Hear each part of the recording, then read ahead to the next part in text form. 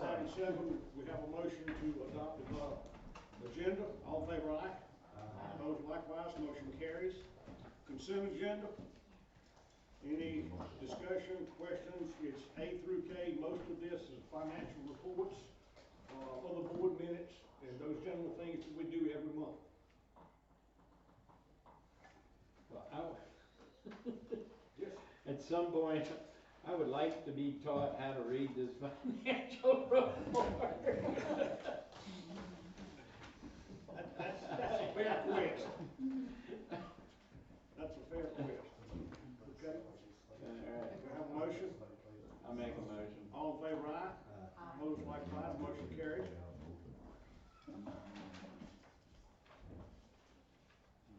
Item 6, update on the lien damages. Tim?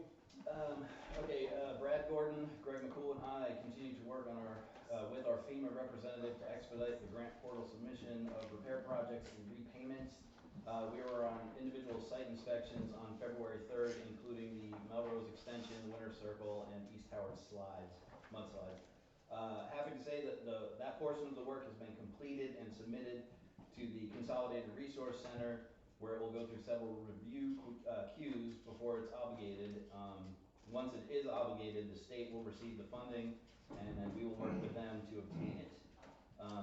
So we have to go through this process for all categories. So that was debris removal, Harmon Field's its own thing. I want to shout out to Brad for doing all kinds of work on this. He's been amazing this whole time. Contractor started work on Monday the 10th, removing the heavy debris from the equine side of the park. The debris is taken to the Polk County landfill. I believe we said at the previous meeting that all soil tests came back clean. Brad is working with the county to see if we can lessen the landfill fees. We are also working with Mark Byington and John Walters on the restoration of the buildings, including making them ADA compliant.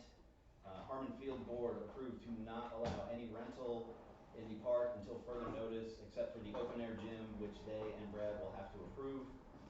Contractors have started removing mats, regrading, and putting the mats back into each stall on barns 1 and 2. Estimates are being sought to rebuild the Harry Delara baseball field at this time.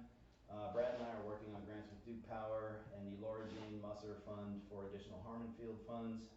And we are still having issues with visitors being in the areas that are close to the public. So please do not go in the taped off areas.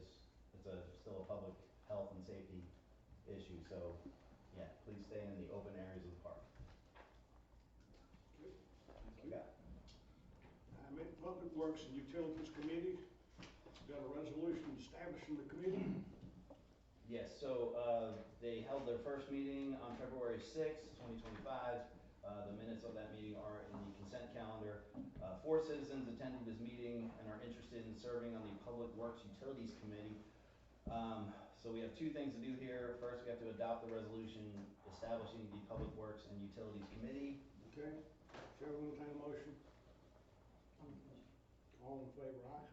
Opposed, likewise. Okay, we're established. And the second is to appoint Dr. Warren Carson, Stan Gibson, Tim McNeil, and David Delancey as citizen appointments to the Public Works and Utilities Committee.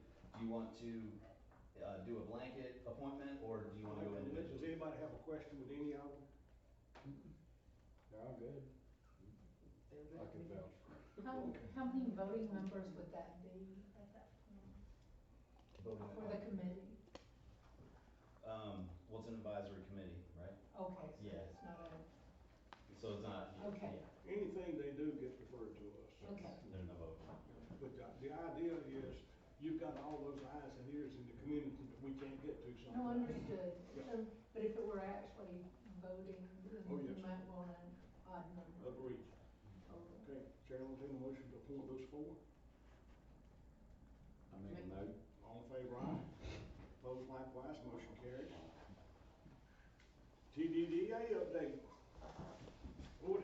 Yes, it's a short one this month. We have 5 board members, 1 council person, and 2 staff attending the North Carolina Main Street Conference in Mooresville in March.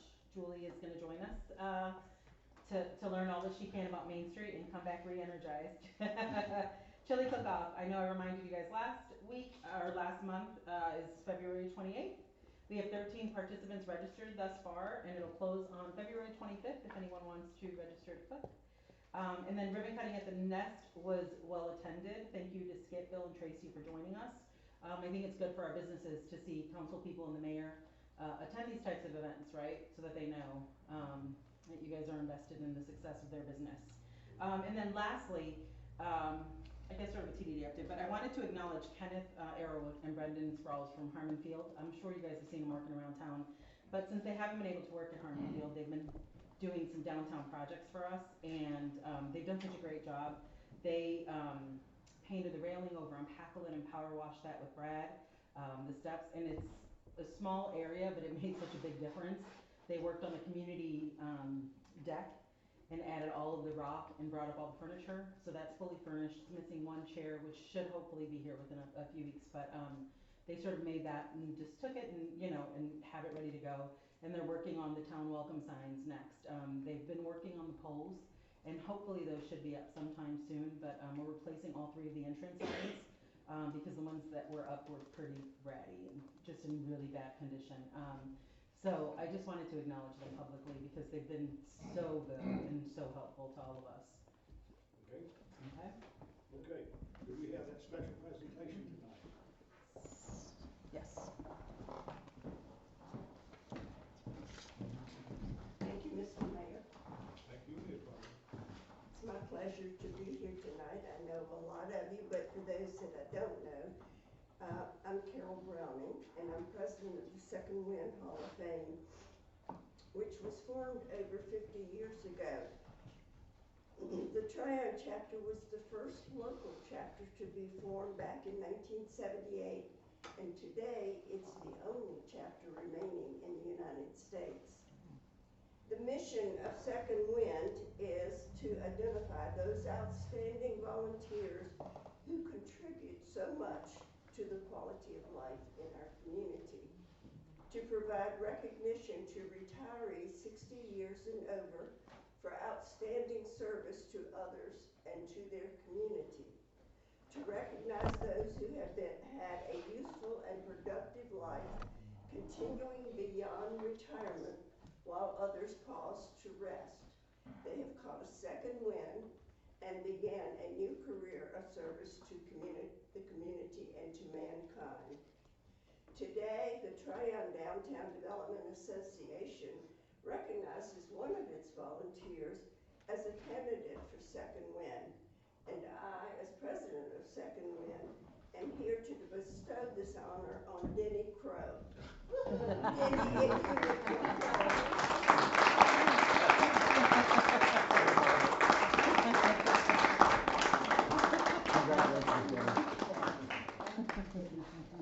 Oh, yeah.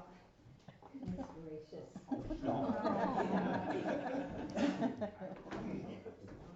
Thank you, Stephen. Denny volunteers with TDDA as a board member and as part of the design committee that has started the redesign of the embankment on Trade Street with new landscaping and lighting. And this is dear to my heart because it's something I talked about back in 2012. She serves as a member of the board of the Tryon Garden Club and is part of the Holy Cross Flower Guild. Denny is also a member of the Lanier Library Board. Denny and her husband Skip, who is also a member of Second Wind, moved to our area in 2018 from Jamestown, North Carolina, excuse me. Denny has been a garden center management, floral design, and as a sales rep for green industry. She attended Virginia Tech. Denny and Skip have 2 children, and when not volunteering, she enjoys gardening, hiking, and design. She would like to be remembered for making places beautiful and raising 2 successful, compassionate daughters. Denny, it is my pleasure to present you with this certificate electing you to the Second Wind Hall of Fame. And it reads, Denny Crow has been elected to the Board of Directors of the Second Wind Hall of Fame in recognition of a useful and productive life continuing beyond retirement while others pause to rest. This dedicated person caught a second wind and began a new career of service to the community and to mankind. May God give this servant strength to continue constructive efforts, radiant with courage, as an inspiration to all. Sponsored by the Tryon Downtown Development Association.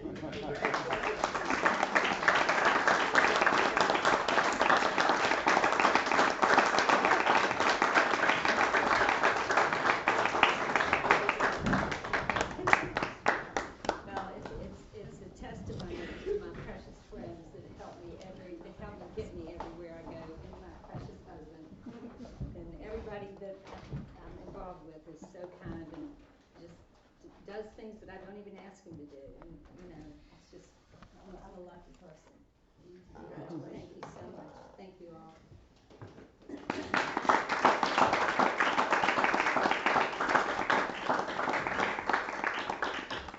Okay, item 9B, request a closure for Hemp Fest on April 27th. What specifically and what hour? Depot. Same thing as last year. Yeah, what's the hours? 12 to 9, right? I think So 12 to That's what 9, it was Depot last year. Street. From noon to 9 p.m.? Yes, yes. Okay. I think that was the full closure, but we'll need access for people to be able to set up and get to. Yeah, that's Depot Street. Yeah. Okay, no questions? Chair will entertain a motion to adopt. All in favor, aye? Those likewise, motion carries. Granted. Thank you. Morris Trademark, 9C. Sorry, I'm sorry. This was the homework from last month. So we've come up with an annual fee, and we currently charge food trucks in town $100 for their annual license, so we thought 50 was reasonable for the amount of things, right, that people, or the dollar amount that people would charge for their items. And then we didn't, when I talked to Jim, the idea of a residual had come up at our last meeting. However, we were like, who's gonna really police that, right? But if a residual is sought by council, we suggested 10% of anything over $1,000. That way we don't harm any smaller businesses who are just trying to sell a few items. But if somebody makes something that takes off, then we'd get a 10% residual off anything over 1,000, and it would be self-reporting, because at this point I'm not sure how we would monitor that otherwise, but Jim really wasn't in favor of a residual, but we wanted to offer it because I know it came up at the last meeting. What do you think? So you're saying one or the other? No, it would be a $50 annual fee, and then if you want the residual, then it would be 10% of everything over $1,000. Personally, I prefer a dollar amount for a year. Yeah. Have a fund to put that in, whatever that fund is, so it can be identified where it goes. Yes. So I talked to Emily about that as well, and she said that she would talk to the company that manages like the chart of accounts, I guess, to create a line item under the tourism fund, and then any money in there we can sort of use for holiday and street decor, kind of to offset cost. I can't imagine that it's gonna be a grand number to start, but, as it picks up and people are paying their annual fees, it might be something to offset cost. Okay, thank you. Okay, so did you wanna do the 50 and the 10%? We have like a license agreement that we can submit to these Is people. anybody interested in the 10%? No? Okay. Well, she did say that it would be self-reporting, so there wouldn't be necessarily an accountant. So, Right. I mean, I think at 1,000, anything over 1,000, I think we should maybe, I think it's gonna be few and far between that would sell that. So, I think maybe we should entertain at least doing that. Okay. One or the, you have a choice of one or the other. Or No, it would be both. So they would pay a $50 annual fee, Yeah. and then if they're over or 1,000, then they pay 10%. Then We they could pay- implement both, Oh, okay. absolutely, yeah. And it was really if somebody created something and the idea took off. You know, when Stephen and I were going over this, he's like, what if somebody creates something and the idea does take off, right? There should be some sort of percentage coming back, for the use of the trademark. So, it would just be up to council if you wanted to adopt the $50 annual fee plus the 10%. Yeah, I'll make a motion for that. Okay, any other discussion? All in favor, aye? Opposed likewise, motion carries. Thank you. Item 10, mental housing update. Tim? 160 Cleveland, complaint hearing is going to be, concluded at the end of the month. So once that's done, we will figure out where we're gonna go, which, like I said in the previous meeting, not sure how that house could be repaired for less than half its worth. There's a Jackson Street extension building, not in my jurisdiction, but, I did inform the county about it, and I'm just working with them, saying if there's anything I can do, I'll just keep talking to them to see what the status is on that.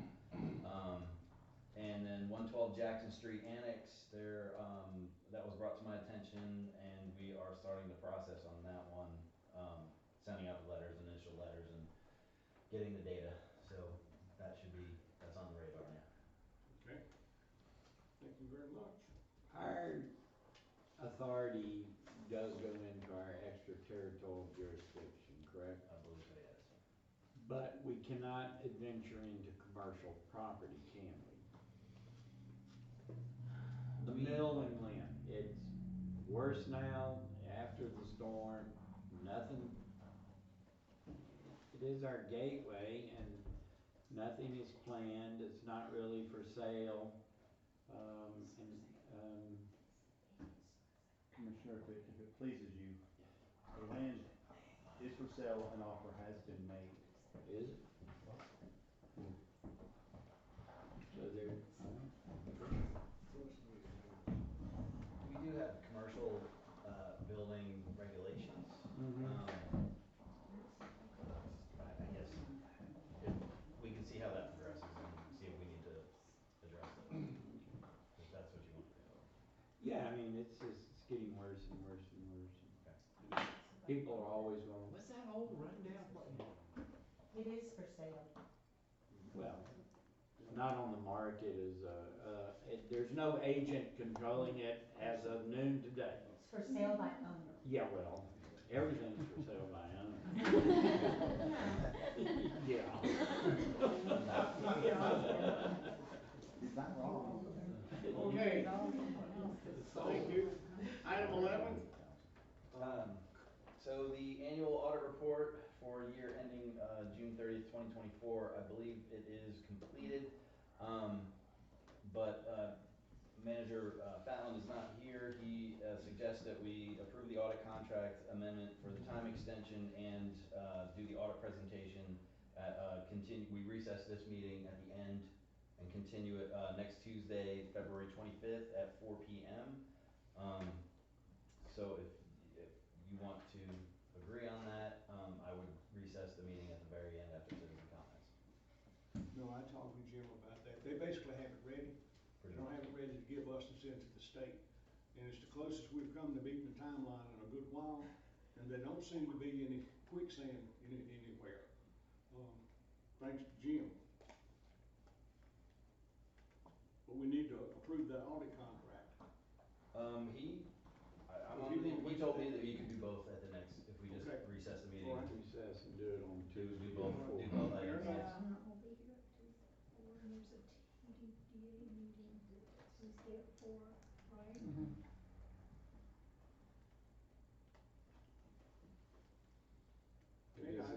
This is when the auditors want to show, right? I'm not sure the conversations he had with them, if they were solid on that date or if they're flexible on that date, but I'm just going by what agreed. Well, if not, we'll have to come here and open, adjourn, and change. We'll get. Or recess again. If we get close and can't hold it, what's the lead time in an emergency? I don't know if this is qualify for emergency. A special meeting is well, is it, are you working against the end of February deadline or something? I think they were trying to get it there. Well, anyway, for a special meeting, it would be a 2-day notice, but if you recess a meeting, you don't have to do the special meeting 2-day notice, you just recess at the end of this. But if then they can't are ready come. on that Yeah. day, can we go open and then recess Yes. again? Yes. Okay. Oh, okay, let's do that. Do they need a quorum for the recess, the first recess? Just 3, right? You always have to have a quorum, yeah. Okay. You have to. I didn't know if they. Everything has to have a quorum. Sure. Can Other you than do that, part it's of it just- on Zoom? Could I participate via Zoom? Yeah, I think that you can put it in a Zoom. We've had people look at that before. Can she legally vote on that on a Zoom? There's a statewide. Doesn't that require the board to vote on that? There's still a statewide state of emergency, right? From COVID last time? No, for. Hurricane. Well, no, because I remember the COVID, they changed rules for Zoom, and I don't know if they lifted those since COVID. Can you find out? Or can you- Yeah, if there's a statewide state of emergency, he might know the answer, but anyway, there's a statewide There is, state of emergency, then you can participate under the statute that was created after the beginning of the COVID. And, you can always observe, you know, I mean, if it's not a voting item, you just can't vote, unless there's a statewide state of emergency, which there is. I just read it today, I think, or yesterday. there is a statewide emergency, it still isn't in place from the storm. From the storm? And either way, you still have a quorum with just 3, even. Right. Commissioner, even if you're not voting, you're still. I'm quite certain she can vote, we'll double check. Okay. I mean, I can make it, you can make it, you can do it. Well, that's- So- I already talked to Loris about Okay, that, the yeah, TDA. yeah. We already talked about that. Okay? All right. Manager report? Alright, we are partnering with the Foothills Regional Commission to do a parking study. It's basically just due diligence with all the rails to trails and new business buzz going on. We're exploring any potential options and locations in the central business district so that we're ahead of any future increases in downtown traffic. So, I would ask you to go to tryonparkingstudy.com and take the quick, survey. There's a section for merchants and there's a section for residents and visitors. That'll be going on for a few weeks there, and we'll get you the data when we get it. Lourdes and I are working on a bike rack grant with the Blue Ridge Bicycle Club to place more bike racks around town. Initial contact with them has been very positive, so that's looking good. The clock tower stairs, we are currently gathering quotes for the repair of the crumbling stairs at the clock tower. That's a high priority as it gets a lot of foot traffic, and we'd like to see movement on that as soon as possible. It has been barricaded and taped off, so please refrain from using those stairs. And uplighting the trees, the equipment to uplight the trees has arrived, and we are just waiting on milder weather to install, as well as tweak some of the existing lights. Hoping men without jobs will assist again. And that's all I got from me. Okay, thank you. The council mayor tonight will be Julie, Bill, Tracy, Skip, and me. Thanks everyone for coming out. It's good seeing a lot of people here tonight. I just wanna say, I've been to several meetings since our last meeting, and I'm always encouraged by how much the people in Tryon are all, so many volunteers involved in this town, trying to make this town the best town it can be. So I thank everyone for doing that, participating. Yeah, I have a little, thank the staff for everything they're doing. It seems like our new office people are starting to really get a handle on everything. Or at least they make it look like they do. And appreciate everything that the street and the town gentlemen are doing. And thank y'all all for coming. And hopefully we get 3 inches of snow tonight. Sir. No.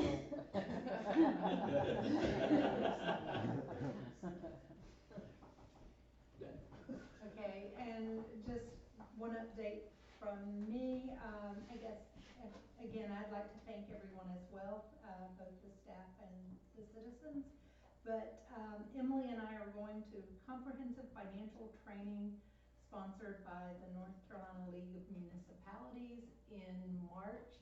And after we go to that, that's when I'm gonna work with Jim to start organizing the finance committee. So looking forward to that, and looking forward to having people attend those meetings, because they're very important, how we spend our money, so, thank you.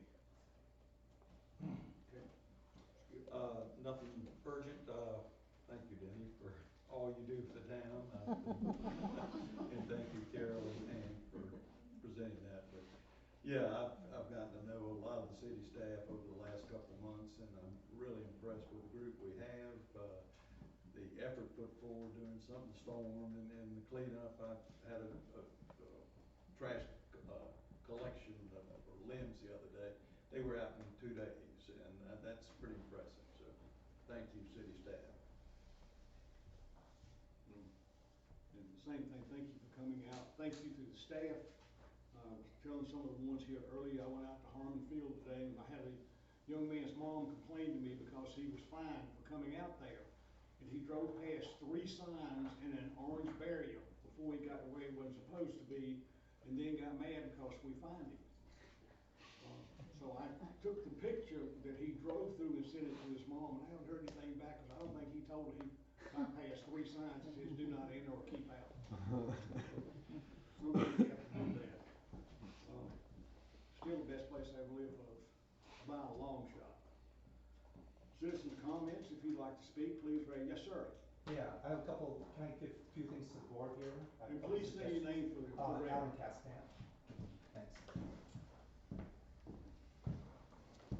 I have a few suggestions which we'll go over.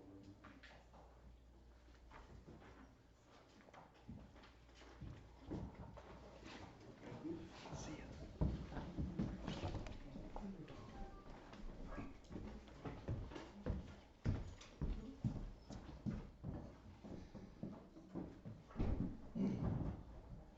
I would like to talk about commercial sprawl into our neighborhoods. I don't think we should become Boiling Springs and allow commercial to creep into our residential neighborhoods. A little while ago, almost across the street from my house, somebody bought the 1930s house, and they were trying to rezone it where you could actually, one of the allowable uses would be to put a gas station in. Who wants a gas station across from the house? The people that live next door have a young child. 2 houses down, there's a special needs child. I explained that to the planning board, and when they voted on it, there was a 3-2 vote to approve it. And I explained to them that I was not notified as a neighbor, and I doubt very much my neighbors were notified also. There's letters in here that none of my neighbors were notified, including myself. By state statutes, the adjacent neighbors are supposed to be notified, and it says in the state statutes, it's strongly recommended anyone within 500 feet is notified. I have done several rezonings myself through the years in many towns. We have always notified people within 500 feet. I've never not done that in my life. That falls on the applicant, not the town. The town comes up with a list with 500 feet. The applicant addresses all the letters, pays for it, and gets mailed out to make sure that everybody gets notified. We were not notified in this case. The letters state that. I would like to read one of the letters of Nina and Bob Wolf. It says, to the Tryon Town Council, as residents at 75 Country Club Road since 1982, we were never properly notified of a rezoning for 895 North Trade Street property in November 2024.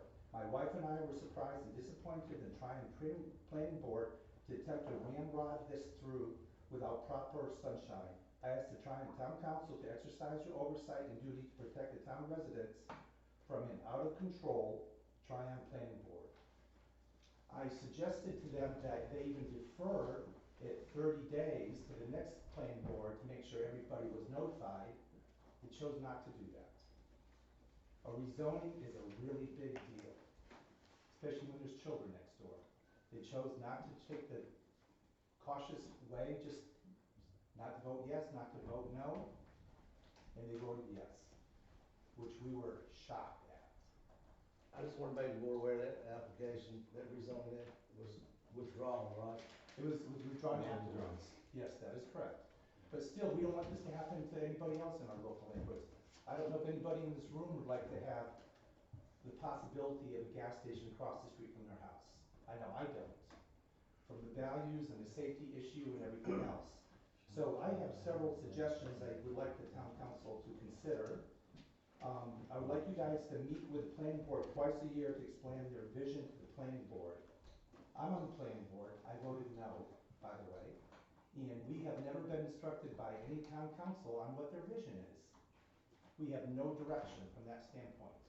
So I think the town council should come up with a comprehensive plan of the town and meet with us twice a year and say, this is the direction I think that the town should go in. Do we want to become Atlantic Springs? Okay, or not, for example. So I think, you know, it's just good to meet with us 2 times a year. I also think that we should take a class. So anybody who gets on the planning board takes the class. I've talked to Tim about this. He says that you can go online. There's classes online that we can take, and then even twice a year, I think the people on the board should take updated classes too. It's no different than a realtor has to do, no different than a licensed contractor has to do. And we don't want to get in a lawsuit, the town, from decisions that we're making that we may not know we're making bad decisions. So I think it's just cautious to do that. And I do think there should be 2-term limits for planning board members. I would say I think town council and mayor's position should be 2, but I'm really talking about the planning board at this point. In any zoning requests, by state statutes, this is a first-class mail, but I would say that the town council should require that we do that within 500 feet of any rezoning. And make it fall back on the, not the town or Tim to do it, which we're short-staffed, let the applicant do it. That's how it's done in every other town. We have to fill out the letter, everything else, and all the envelopes, we give it to them, they make sure it's mailed out, and everybody's on that list. I think it's just cautious to do that. And also, send the planning board to class before they get on the board and require the existing board to take so many hours a year in education that the town mandates, no different than realtors and contractor boards. So those are suggestions I think that you guys should consider. Thank you. You're welcome. Okay. Anyone else? Hearing no others, Chair will entertain a motion to recess There you go. until 25 February at 4 p.m. in this room. And on Zoom. And on Zoom. Yeah, and the And modify it. And the Zoom.